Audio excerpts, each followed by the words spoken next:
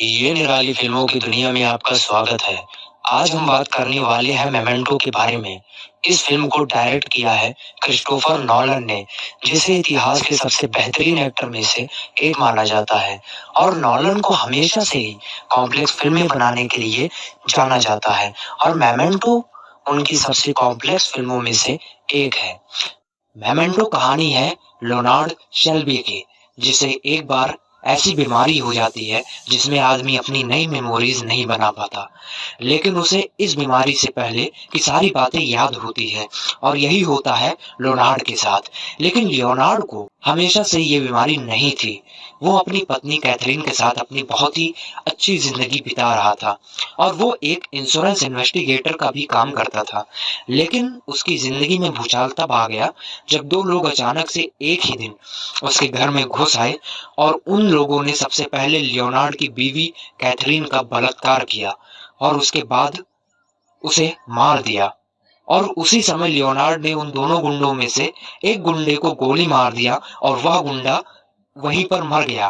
तभी दूसरे गुंडे ने पीछे से आकर उसके लियोनार्ड के सर पर जोर से वार किया और लियोनार्ड का सर शीशे से जा टकराया और तब से उसे ग्रेशिया नामक बीमारी हो गई। लेकिन लियोनार्ड को पुरानी सभी बातें याद थी, इसलिए वो चाहता था कि उसकी पत्नी को इंसाफ मिले और उस दूसरे गुंडों को पकड़ा जाए और सजा दी जाए। लेकिन पुलिस वालों ने लियोनार्ड की बातों पर कभी विश्वास ही नहीं किया कि वहां पर दूसरा कोई आदमी भी मौजूद था, क्योंकि पुलिस वालों को लियोनार्ड और उसकी मानसिक अवस्था पर बिल्कुल भी विश्वास नहीं था।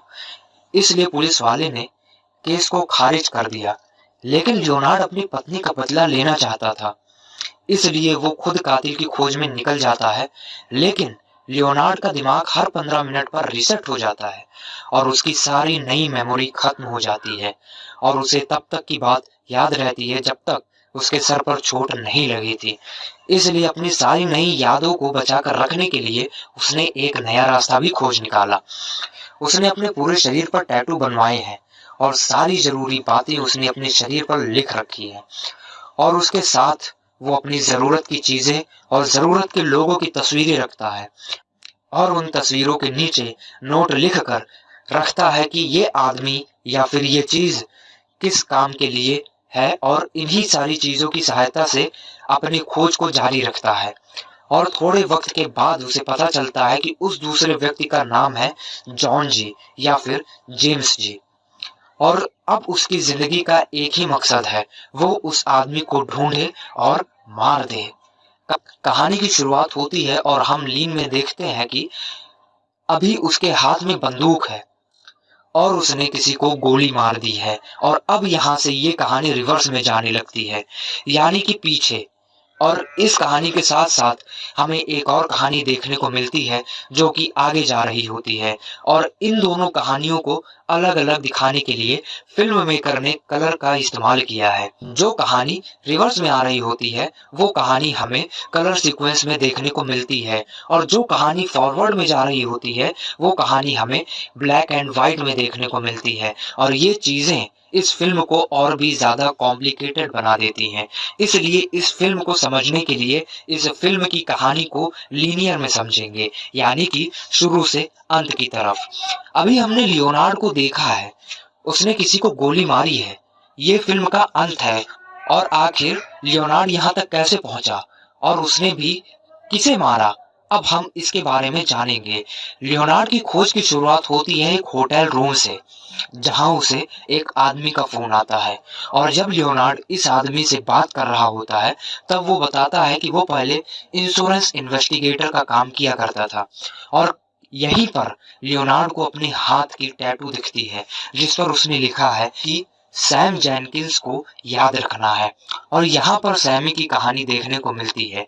सैमी का भी एक एक्सीडेंट हुआ था और उसके बाद सैमी को वही बीमारी हुई थी जो बीमारी अभी लियोनार्ड को है, यानी कि क्रेशिया। और वो भी नई मेमोरी नहीं बना पा रहा था और उसके इलाज में बहुत सारे पैसे खर्च हो रहे थे और अब तो वो इंश्योरेंस क्लेम कर रहा था ताकि उसे सारे पैसे मिल सके। और लियोनार्ड की कंपनी ने लियोनार्ड को जिम्मेदारी दी कि वो इस सच्चाई का पता लगाए कि क्या सैम सच बोल रहा है या फिर वो झूठ ही बोल रहा है। और फिर लियोनार्ड ने अपनी इन्वेस्टिगेशन चालू की, क्योंकि उसे देखने के बाद बिल्कुल भी ऐसा नहीं लग रहा था कि वो किसी बीमारी में है। वो बहुत ही सही तरीके से और तहजीब और तमीज के साथ बात करता है, और वो अपने घर और पत्नी को भी बड़े अच्छे तरीके से पहचानता है, और यहाँ तक कि वो अपनी पत्नी को इंसुलिन का इंजेक्शन भी लगाता है। और इन सारी चीजों को देखने के बाद लियोनार्ड को ऐसा लगता है कि सैमी झूठ बोल रहा है, और वो झूठ इसलिए बोल रहा है ताकि वो इंश्योरेंस वाले पैसे ले सके। और वक्त के साथ साथ लियोनार्ड का शक बढ़ता ही चला जाता है, क्योंकि वो जब भी सैमी से मिलता है तो उसे ऐसा लगता है कि सैमी उसे पहचानता है, क्योंकि सैमी की आंखों में उसे वो हर चीजें नजर आती है, और सैमी की बातों से भी उसे ऐसा लगता है कि सैमी उसे कोई अज्ञात व्यक्ति नहीं समझता। जबकि इस बीमारी के मुताबिक सैमी को सिर्फ अपने एक्सीडेंट के पहले की ही बातें याद होनी चाहिए। इसलिए लियोनार्ड सोचता है कि वो इस बात की पुष्टि करेगा। इसलिए वो सैमी को एक टेस्ट में भेजता है, जहां पर सैमी के सामने बहुत सारी चीजें होती हैं, और उनमें से एक चीज ऐसी होती है जिसमें करंट होता है। और सैमी को बार बार इन सारी वस्तुओं में से कोई एक वस्तु उठाने के लिए कहा जाता है, और जब उसकी मेमोरी रिसेट होती है तब उसके सामने उन सारे वस्तुओं को रखा जाता है, लेकिन सैमी बार बार उसी वस्तु को उठाता है जिसमें अंदर करंट होता है। और अब तो लियोनार्ड को यहाँ एक पॉइंट भी मिल जाता है, और वो अपनी रिपोर्ट में लिखता है कि सैमी इंसान के मूल प्रवृत्ति का इस्तेमाल नहीं कर पा रहा है। अगर कोई चीज आपके साथ बार बार होती है तो आपको नुकसान पहुंचाती है, और ये इंसान प्रवृत्ति है कि वो अपने आप को रोकती है। तभी इंसान की मानसिक प्रवृत्ति होती है कि आपका दिमाग आपको वो काम करने से रोकता है, और आपके अंदर कम से कम एक झिझक आती है। इसलिए लियोनार्ड अपनी रिपोर्ट में लिखता है कि यह समस्या मानसिक है, ना कि शारीरिक। इसलिए हमारी इंश्योरेंस कंपनी आपको इस बात का क्लेम नहीं दे सकती। और इस रिपोर्ट के बाद सैमी के क्लेम को साफ साफ खारिज कर दिया जाता है, और सैमी की घर की समस्या धीरे धीरे बढ़ने लगती है। और एक दिन सैमी की पत्नी पहुंचती है लियोनार्ड के पास। जब जेम्स की पत्नी लियोनार्ड से बात करती है, तब लियोनार्ड उसे बताता है कि शायद आपका पति झूठ बोल रहा है, और वो जानबूझकर ऐसी चीजों को याद नहीं रखना चाहता। और इस बात को सुनने के बाद सैमी की पत्नी के मन में भी थोड़ा सा शक उत्पन्न हो ही जाता है, और वो इस बात की पुष्टि करने के लिए आती है अपने पति के पास, और उसे इंसुलिन का इंजेक्शन लगाने को कहती है। और वो उसे बार बार इंजेक्शन लगाने को कहती है। जब जब उसकी मेमोरी रीसेट होती है और सैमी उसे बार बार इंजेक्शन लगाते जाता है, और बार बार उसकी पत्नी इस उम्मीद में होती है कि अब इसे वो चीजें याद आएंगी और यह रुक जाएगा, लेकिन सैमी नहीं रुकता, और पत्नी को इंसुलिन की ओवरडोज हो जाती है, और उसके बाद जेम्स की पत्नी की मृत्यु हो जाती है। और फिर सैमी को मेंटल हॉस्पिटल भेज दिया जाता है। और जब लियोनार्ड को ये सब बात का पता लगता है तो उसे लगता है कि उसने गलत किया, और उसे उनका क्लेम खारिज नहीं करना चाहिए था, और शायद उसी की सजा उसे मिल रही है, क्योंकि आज लियोनार्ड उसी बीमारी से जूझ रहा है। और लियोनार्ड की जिंदगी में इस कहानी का क्या महत्व है, इस बारे में हमें कहानी के अंत में पता चल ही जाएगा। इस पूरी कहानी को फोन पर बता रहा होता है, वो इस पूरी कहानी को फोन में बता ही रहा होता है, और हम उस आदमी को देखते हैं जिसने लियोनार्ड की पूरी कहानी बताई है। इस आदमी का नाम है टेड। टेड की पूरी सहानुभूति लियोनार्ड के साथ है, इसलिए टेड लियोनार्ड की मदद करना चाहता है ताकि वो अपने पत्नी की कातिल को ढूंढ सके। और टेड के लिए काम आसान हो जाता है, क्योंकि वह एक पुलिस वाला है, और वो शहर के सारे क्रिमिनल्स को पहले से ही जानता है। लेकिन जब टेड एक दिन लियोनार्ड से मिलता है तो कहता है कि उसने जॉन जी को ढूंढ लिया है, और फिर वो जॉन को लेकर जाता है एक पुरानी फैक्ट्री पर, और यहाँ पर टेड लियोनार्ड को मिलवाता है जिमी नाम के एक आदमी से, जिसका पूरा नाम है जिमी ग्रांट। और फिर लियोनार्ड जिमी पर हमला कर देता है, क्योंकि उसकी आंखों में खून सवार है। लेकिन जिमी लियोनार्ड के सामने बड़े ही सहज तरीके से होता है, और जिमी को देखकर उसे ऐसा लगता है कि वो लियोनार्ड को जानता है। इसलिए जब लियोनार्ड उसे मार रहा होता है, तो वो उसे बार-बार रोकने की भी कोशिश करता है और जब जिमी देखता है कि लियोनार्ड नहीं रुकेगा, तब जिमी लियोनार्ड को सैमी की कहानी बताने लगता है। तब तक लियोनार्ड उसे मार देता है और उसे मारने के बाद लियोनार्ड को एहसास होता है कि जिमी शायद उसका दोस्त था, क्योंकि सैमी की कहानी लियोनार्ड सिर्फ अपने दोस्तों को ही बताता है और अगर जिमी सैमी की कहानी जानता है तो वो कातिल नहीं है। इसलिए यहाँ पर बहुत ही ज्यादा गुस्सा हो जाता है और वो टेड पर हमला कर देता है और कहता है कि ये आदमी कातिल नहीं है, तुमने मुझसे गलत आदमी को मरवा दिया, आखिर तुमने मुझसे ऐसा क्यों करवाया। और इतना कहने के बाद और भी ज्यादा गुस्सा करने लगता है। तभी टेड भी गुस्से में आ जाता है और कहता है कि अगर तुम्हें सच्चाई सुननी है तो एक बार फिर से सुनो, जिमी तुम्हारी पत्नी का कातिल नहीं था, बल्कि 1 साल पहले ही तुमने असली जॉन को मार दिया है और मैंने तुम्हारी ही मदद की थी। और इतना कहने के बाद वो लियोनार्ड को उसकी एक तस्वीर दिखाता है जिसमें वो बहुत ही ज्यादा खुश नजर आ रहा होता है और टेडी कहता है कि तुम्हें याद है कि तुम आखिरी बार इतना खुश कब हुए थे। मैंने तुम्हारी मदद की थी ताकि तुम अपनी पत्नी का बदला ले सको, लेकिन उसके बाद भी तुम्हारा मन नहीं भरा, तुम्हारी सारी यादें फिर भी गायब हो गई हैं और तुम्हें बस एक ही बात याद थी कि तुम्हारी पत्नी का किसी ने खून कर दिया है और तुम्हें उसका बदला लेना है। और फिर तुम बदले की आग में जलने लगे और यहाँ वहां घूमने लगे। इसलिए मैंने तुम्हें फिर से जीने की एक नई उम्मीद दी। लेकिन अब लियोनार्ड इस बात को नहीं समझ पाता है। आखिर टैडी ने जिमी को क्यों मरवाया? सिर्फ उसके नाम का ही कारण काफी नहीं था कि जिमी का नाम था जिमी ग्रैंड, जिसे जॉन भी कह सकते हैं। इसलिए जब वो इस बारे में सोचता है तो उसे यह लगता है कि टैडी उसका फायदा उठा रहा था और उसने जानबूझकर जिमी को इसलिए मरवा दिया क्योंकि जिमी के पास यहाँ पर बहुत सारे पैसे और एक शानदार गाड़ी भी है। इसलिए लियोनार्ड को समझ में आ जाता है कि टैडी उसका फायदा ही उठा रहा है। फिर अपनी मेमोरी आ जाने से पहले यहाँ पर लियोनार्ड एक अलग सा प्लान बनाता है। फिर वो अपने कपड़े निकाल कर जिमी के कपड़े पहन लेता है और जिमी के सारे पैसे को उसी गाड़ी में रखता है और उस गाड़ी की तस्वीरें खींचता है जिसके नीचे नोट लिखा है कि यह मेरी गाड़ी है। और उसके साथ टैडी की तस्वीरें भी खींच लेता है कि यह आदमी झूठा है और कभी भी इसकी बातों पर विश्वास नहीं करना। और वो टैडी की गाड़ी का नंबर भी नोट कर लेता है ताकि वो इस गाड़ी के नंबर प्लेट का टैटू बनवा सके, क्योंकि लियोनार्ड चाहता है कि टैडी उसका अलग टारगेट बने।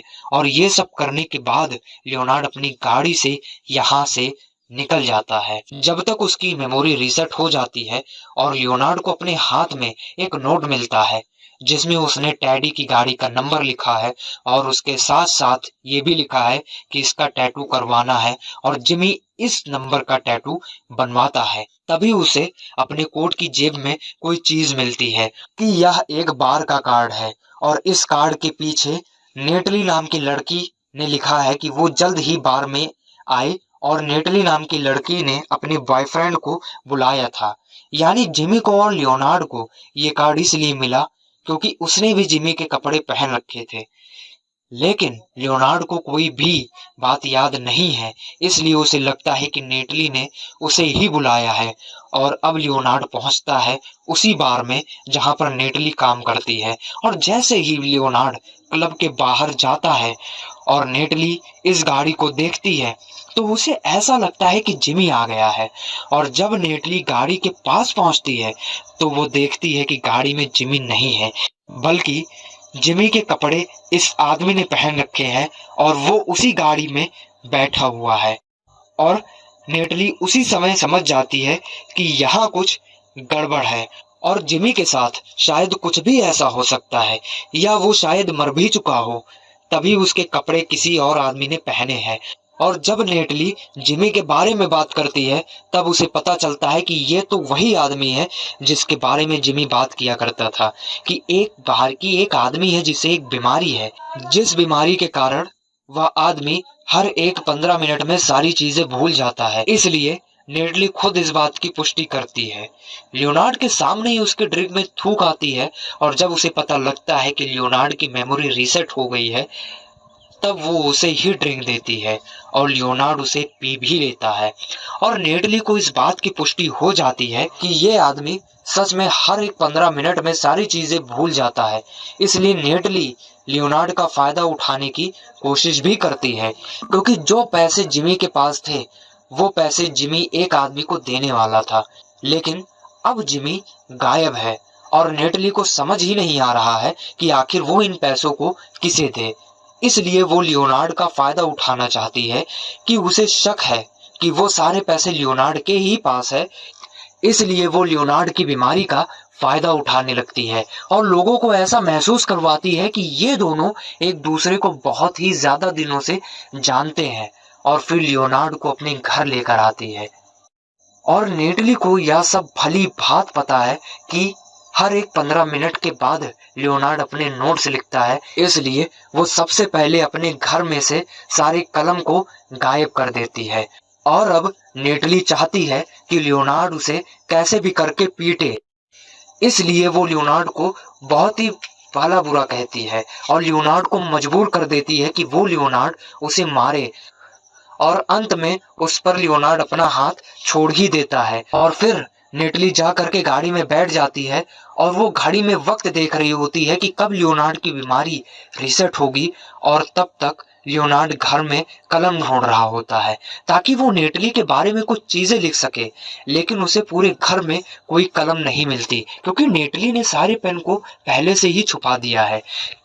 क्योंकि उसे इस बारे में पता था कि जैसे ही 15 मिनट का वक्त बीतता है और वो अपनी सारी चीजें भूल जाता है, उसी वक्त नेटली फिर घर में वापस आती है।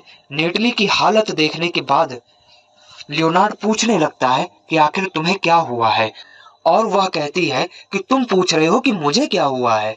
तुम्हें भली भांति पता है कि डॉट ने मुझे मारा है क्योंकि तुमने मुझे गाड़ी के पास भेजा था और अब वो जल्द ही तुम्हें भी मारने वाला है। और अब इतना कहने के बाद नेटली लियोनार्ड को जॉन की सारी जानकारी दे देती है और उसे सारा एड्रेस भी बता देती है कि जॉन उसे कहां पर मिलेगा। और जैसे ही लियोनार्ड बाहर निकलता है, जॉन उसके पीछे लग जाता है क्योंकि जॉन को लगता है कि इस गाड़ी के अंदर जिमी और उसे जिमी क्योंकि जॉन को ऐसा लगता है कि इस गाड़ी के अंदर जिमी है और उसे जिमी से बहुत सारे पैसे लेने हैं या फिर उसे कैसे भी पता लगाना है कि आखिर जिमी कहां पर है। इसलिए वो बार बार लियोनार्ड पर हमला करने लगता है। लियोनार्ड भागता जाता है और उस पर हमला करता जाता है, लेकिन अंततः लियोनार्ड बच जाता है और लियोनार्ड नेटली के बताए हुए एड्रेस पर पहुंच जाता है। लेकिन जैसे ही वो घर के अंदर दाखिल होता है, वो भूल जाता है कि आखिर वो यहाँ पर क्यों आया है और लियोनार्ड को ऐसा लगता है कि यह उसका घर है, इसलिए यहाँ पर वो नहाने लगता है। तभी उसे घर में किसी की आने की आहट सुनाई देती है। बहुत देर की लड़ाई के बाद जॉन लियोनार्ड को बेहोश कर देता है और उसे बाथरूम में बंद कर देता है। और बंद करने के बाद वो जैसे ही बाथरूम में जाता है, फिर से सारी चीजें भूल जाता है और वो बाथरूम में आराम करने लगता है। और थोड़ी देर के बाद जैसे ही उसकी आंखें खुलती है, वो बाथरूम में आने के बाद डोर को देखता है और वो समझ नहीं पाता है कि यह आदमी कौन है। इसलिए वो पूछता भी है कि तुम कौन हो और यहाँ तक कैसे आए और तुम्हारी हालत किसने की। तब वह अपने बारे में बताता है कि उसका नाम जॉन है। और यह बात सुनने के बाद लियोनार्ड अपने सारे फोटोज और नोट्स को बाहर निकालता है और जॉन के बारे में जानकारी ढूंढने लगता है। तभी उसे नेटली का नोट मिलता है जिसमें उसने लिखा है कि जॉन को मारना है, वो भी नेटली के लिए। लेकिन लियोनार्ड को नेटली के बारे में कुछ भी याद नहीं है और वो जॉन को क्यों मारे उसे बिल्कुल भी समझ नहीं आ रहा है।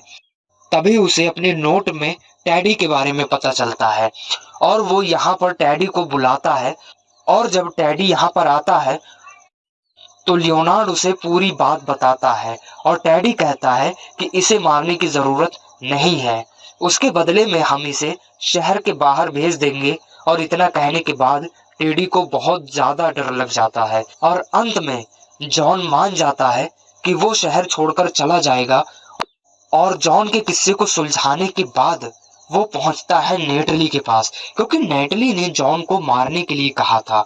और जब यहाँ पर नेटली से लियोनार्ड पूछता है कि आखिर तुमने उसे मारने के लिए मुझे क्यों कहा, तब नेटली बताती है कि तुम मेरे दोस्त हो और तुम बस मेरी मदद कर रहे थे, क्योंकि अगर तुम उसे नहीं मारते हो तो वो मुझे मार देता। लेकिन अब मैं तुम्हारी वजह से आजाद हो चुकी हूँ और तुमने मेरी मदद की है। अब मैं भी तुम्हारी मदद करना चाहती हूँ। मैंने तुम्हारे शरीर पर गाड़ी का नंबर देखा है और अगर तुम चाहो तो मैं उस गाड़ी के मालिक का पता लगवा सकती हूँ। और इस बात के लिए नेटली मान जाती है और वो अपने काम में जुट जाती है। और थोड़े दिनों के बाद वो फिर से लियोनार्ड से मिलती है और कहती है कि मैंने गाड़ी के मालिक के बारे में पता लगा लिया है। उसका नाम है जॉन एडवर्ड।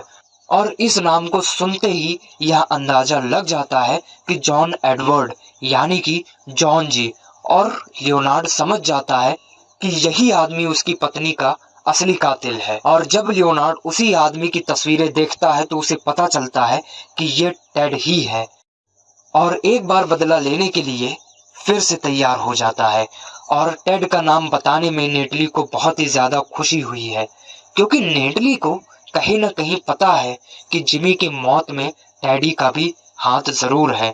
इसलिए उसे इस बात की खुशी है कि लियोनार्ड का अगला टारगेट टेड ही है। इसलिए वो अपने सारे फोटोज में से टेडी की तस्वीर बाहर निकालता है, जिसमें लियोनार्ड ने लिखा है कि ये आदमी झूठा है और इसका कभी विश्वास नहीं करना है। और इस तस्वीर के नीचे लियोनार्ड एक और लाइन करता है कि यही आदमी कातिल है, इसलिए इसे मार दो। और अब लियोनार्ड टेडी को बुलाता है और उसे लेकर पुरानी फैक्ट्री पर जाता है जहां पर इसने जिमी को मारा था। लेकिन यहाँ पहुंचने के बाद एक बार फिर से लियोनार्ड भूल जाता है कि आखिर वो यहाँ पर क्यों आया है। इसलिए अपनी सारी तस्वीरें लियोनार्ड फिर से निकालता है, जिसमें उसे सबसे ऊपर टेडी की तस्वीर मिलती है, जिसके नीचे साफ साफ लिखा है कि यही तुम्हारी पत्नी का कातिल है, इसे मार दो। इसलिए लियोनार्ड टेडी पर हमला कर देता और वो टेडी पर बंदूक तान देता है और कहता है कि आखिर तुमने मेरी पत्नी को क्यों मारा। और इस बात को सुनने के बाद और एक बार फिर से लियोनार्ड को टेड समझाने की कोशिश करता है और वो उसे सारी बातें फिर से बताता है कि 1 साल पहले ही तुमने अपनी पत्नी के असली कातिल को मार दिया और तुम्हें हमेशा ही मैं जीने का मकसद सिखाता हूँ, इसलिए बार बार तुम्हारे सामने कोई नया जॉन जी आकर के खड़ा हो जाता है। और इसलिए तुमने थोड़े दिन पहले जिमी नाम के एक आदमी को मार दिया था, उसकी डेड बॉडी तुम्हें नीचे मिल जाएगी। लेकिन लियोनार्ड यहाँ पर टेडी की एक भी नहीं सुनता और वो उसे मार देता है। और ये वही दृश्य होता है जिसे हमने फिल्म की शुरुआत में देखा था, लेकिन फिल्म का अंत इस सीन से नहीं होता है। फिल्म के अंत में ब्लैक एंड व्हाइट और कलर स्टोरी एक साथ आकर मिल जाती है और अंत में वही सीन देखने को मिलता है जब टेडी पहली बार लियोनार्ड को लेकर फैक्ट्री में आया होता है जिमी को मारने के लिए, और वहां पर बहुत सारी चीजों का खुलासा होता है। उस वक्त जब बार बार सैमी और उसकी पत्नी के बारे में बातें कर रहा होता है, तब टेडी उसे कहता है कि बार बार सैमी की पत्नी के बारे में बातें करना बंद करो। सैमी की कोई भी पत्नी ही नहीं थी, बल्कि सैमी एक छोटा सा ड्रग डीलर था और सैमी की पत्नी को डायबिटीज नहीं बल्कि तुम्हारी पत्नी को डायबिटीज थी। और फिर हमारे सामने इस कहानी की एक एक परत खोलने लगती है। लियोनार्ड की बीमारी उसके दिमाग पर गहरा असर करती है, इसलिए बहुत सारी कहानियों को वो मिक्स करता जा रहा है। और यही कारण है कि इस फिल्म की कहानी को भी इतनी पेचीदा तरीके से दिखाया गया है, क्योंकि फिल्म मेकर चाहते थे कि जो चीज लियोनार्ड के दिमाग में चल रही है ऑडियंस को यह कहानी भी वैसे ही दिखे, एकदम पेचीदा। और इस कहानी का असली खुलासा ये है कि सैमी नाम का एक आदमी था, लेकिन जो कहानी सबको सुना रहा था वो सैमी की कहानी नहीं बल्कि खुद लियोनार्ड की ही कहानी थी। और सारी कहानियों को अगर इकट्ठा कर दिया जाए तो हमें पता लगता है कि लियोनार्ड के घर पर 2 लोग ने हमला किया था और उन्होंने उसकी पत्नी के साथ बलात्कार भी किया था, लेकिन उस हादसे में उसकी पत्नी की मौत नहीं हुई थी बल्कि वो बच चुकी थी और पुलिस वालों ने लियोनार्ड की बात पर भरोसा नहीं किया। और फिर लियोनार्ड ने अपनी पत्नी का बदला लिया और उसने उस आदमी को मार दिया और मारने के बाद वो बहुत ही ज्यादा खुश था और उसी चीज को हमने अपनी तस्वीर में भी देखी थी। फिर बदला लेने के बाद लियोनार्ड पहुंचा अपनी पत्नी के पास और तब उसने अपने शरीर पर टैटू बनवाया था, मतलब कि उसने बदला ले लिया था। और इस फिल्म में हमें बाकायदा ये दृश्य देखने को मिलता है और लियोनार्ड की छाती पर हम उस टैटू को भी देखते हैं। और अब यहाँ की कहानी बिल्कुल सैमी की कहानी की तरह आगे बढ़ती है। इंश्योरेंस वालों ने इस बात की पुष्टि कर दी थी कि इसकी बीमारी मानसिक है और वह कोशिश नहीं कर रहा है कि वो चीजों को याद रखे। और उसने लियोनार्ड को बार बार इंसुलिन का इंजेक्शन लगाने को कहा और बार बार लियोनार्ड इंजेक्शन लगाते ही गया और अंत में उसकी पत्नी कैथरीन की मौत हो गई और कैथरीन की मौत के बाद लियोनार्ड को मेंटल हॉस्पिटल में डाल दिया गया और तब ही लियोनार्ड वहां से भाग गया और उसने अपने आप को फिर से मकसद दिया कि वो जॉन को ढूंढे। इसलिए उसने अपने छाती के टैटू को फिर से हटवा दिया और वो फिर से उसी बदले की आग में जलने लगा कि उसे अपनी पत्नी का बदला लेना है। और ये कहानी ऐसे ही घूमने लगी और उसके रास्ते में बस एक ही अड़चन था और वो था टैडी, क्योंकि टैडी उसका फायदा उठा रहा था। इसलिए उसने सारी बातों को सोचने और समझने के बाद टैडी की गाड़ी का नंबर लिखा और शरीर पर छाप दिया ताकि वो बाद में इस गुत्थी को सुलझा सके। और उसे कारण मिला टैडी को मारने का और वो टैडी को जॉन जी समझकर मार दिया। दोस्तों, इस फिल्म की कहानी को जितना समझने की कोशिश की जाती है ये फिल्म उतनी ही ज्यादा कॉम्प्लेक्स लगने लगती है और यही खूबसूरती होती है हमारी क्रिस्टोफर नोलन की फिल्म की। इस फिल्म से प्रभावित होकर के इंडिया में बहुत सारी फिल्में बनाई गई है, जिनमें से ज्यादातर फिल्में साउथ में बनी है। हमारे बॉलीवुड में भी एक फिल्म बनी थी जिसका नाम गजनी था, लेकिन गजनी में मेमेंटो फिल्म से सिर्फ एक छोटा सा हिस्सा ही लिया गया था। इस फिल्मों में क्योंकि ऐसी कॉम्प्लेक्स फिल्म सिर्फ क्रिस्टोफर नोलन ही बना सकते हैं, क्योंकि इस तरीके की फिल्म किसी डायरेक्टर के लिए बनाना मुश्किल ही नहीं नामुमकिन है। तो दोस्तों, इसके साथ हमारी आज की वीडियो यहीं पर खत्म हुई है। उम्मीद है कि आपको हमारी ये वीडियो जरूर से जरूर पसंद आई होगी। अगर आपको हमारी वीडियो पसंद आई है तो इसे लाइक करें, शेयर करें और चैनल को सब्सक्राइब करें। Thank you.